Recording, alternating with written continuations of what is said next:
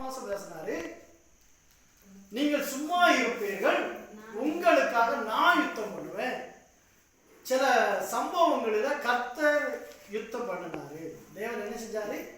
எனக்காக யுத்தம் பண்ணார். நான் அதை உணர்ந்து கொண்டேன். இல்லையா? அப்போ இந்த மாதம் ஆண்டவர் மறுபடியும் நம்மகிட்ட பேசுற காரியம், எகிப்து தேசத்திலிருந்து புறப்பட்ட நாள்.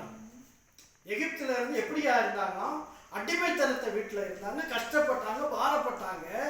அங்க நாங்க இங்கே இருந்திருந்தா நலமா இருக்குமேன்னு சொல்லி முறுமுறுப்போடு கூட என்ன செஞ்சாங்க? மோசே கிட்ட எதிர்த்தாங்க.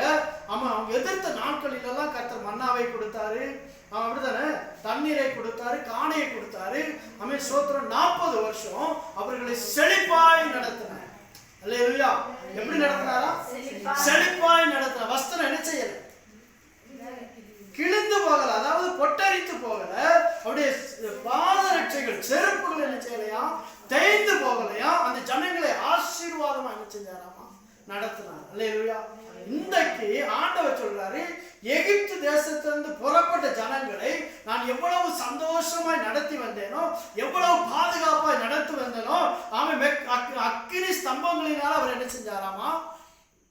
இரவில பாதுகாத்தார், பகலில மேக ஸ்தம்பம் கொண்டு பாதுகாத்தார், செங்கடலை பிளந்து ஜனங்களை நடத்தினார், கண்மலைக்கு முன்னாக நின்று மோசே கிட்ட சொன்னார், என்னை நோக்கி என்ன செய் அடி என்று சொன்னாரு.